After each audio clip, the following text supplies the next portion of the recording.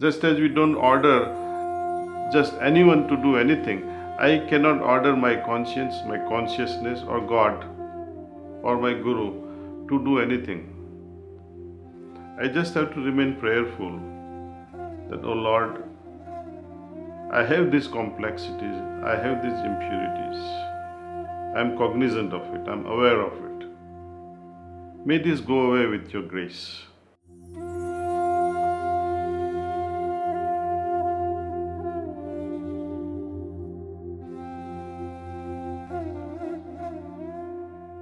By and large, I like to believe that it's a master who creates the field. And once that field is prepared, it is like a farmer who is sowing the seeds. And one day, as they start sprouting on the ground, when it becomes visible, then you say, wow, I did it. But God had done it long time back. That potential in the seed was already there. Potential in all of us to become better is always there. Whether you give a credit to Guru or you give a credit to yourself, it really doesn't matter. It's like splitting hair. Which came first? Egg came first or chicken came first? It always goes on like that. See? But my experience in this field of spirituality shows time and again that it is Guru who pulls the deserving soul towards himself, trains them, and delivers them to God. Not killing them, but as a gift that we are all together. We can become better and better with your help.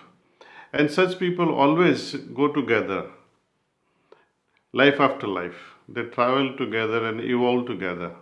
On the second note, when disciple chooses a guru,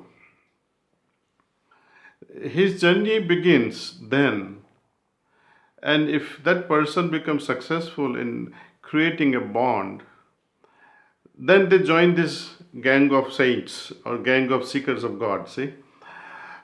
But there is not much of reliance on such candidates because they have no reason to come and they will find no reason to go. They just disappear. They'll come like these comets. They just come, taste it, and move on. Despite of having a great experience, I have yet to find a person who has undergone this heartfulness practices and says, oh, I don't like this. I have yet to find one person. Everyone finds remarkable changes in themselves in such a short span. See, just most people, I would say 90% plus, would feel the impact in the very first session itself. And then as it unfolds more and more, within few months, you're on a different dimension. And this is all palpable, see. It's not hearsay, it's not make-believe thing, it's a true feeling one undergoes, you see. In fact, I tell all the newcomers, please don't have faith, don't try to cultivate artificial faith.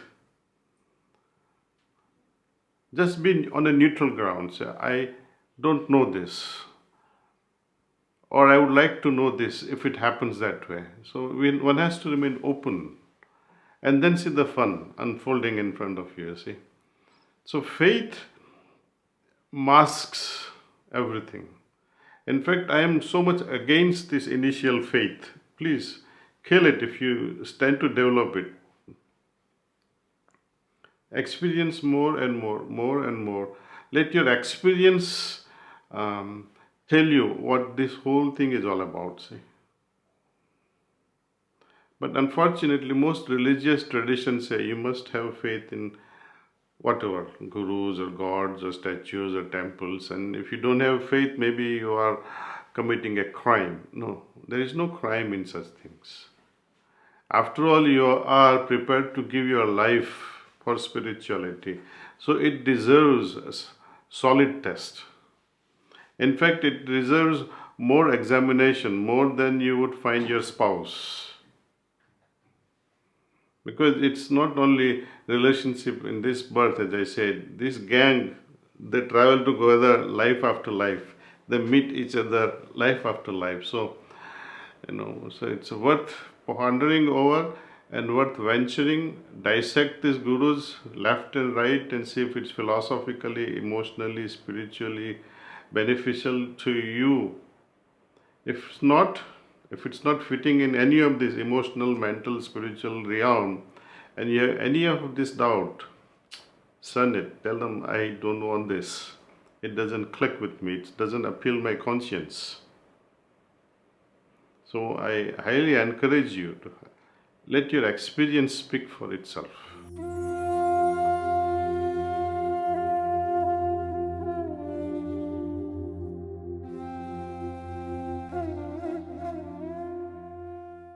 When I say, may such and such thing happen, it's a Sankalpa. Right? Now, give you a very stupid example that you're in a restaurant and you order that fellow, hey, you, bring this. It will be quite insulting also. You have seen some customers in a restaurant, they shout at waiters for no reason. And that whole atmosphere is so ugly at that time, see. Likewise, when we are sitting, in order to connect ourselves better, so that we can rejuvenate ourselves by throwing away complexities and impurities. Right? One has to remain prayerful. Just as we don't order just anyone to do anything, I cannot order my conscience, my consciousness, or God, or my Guru to do anything. I just have to remain prayerful that, oh Lord, I have these complexities, I have these impurities. I am cognizant of it, I am aware of it. May this go away with your grace. There is a Sankalpa also, and there is more beauty to it because this Sankalpa is no longer an order thing or a will, but it's a prayer. Sankalpa has now become a prayer for us, and it comes to our rescue. And this very intention that, my Lord, I like to become purer, as if my whole body has become temple of God, and my heart has now become deserving vessel. So, I often jokingly say that, people, they die to go to heaven. But I like you to experience heaven while you're alive. Let the heavens descend in your heart because your heart has now become so pure. So, it's okay that I may indulge in bad thoughts, bad actions.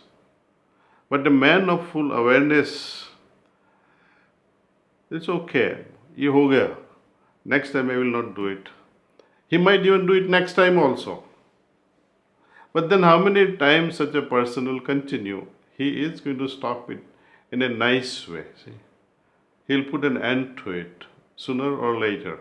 But a person who has not begun a journey at all towards this purity, I think he'll have a long, it becomes infinite path actually. You don't know when he will make such a beautiful resolve to become a better human being. See? So purity, I think when we have intention to become purer, it is going to happen.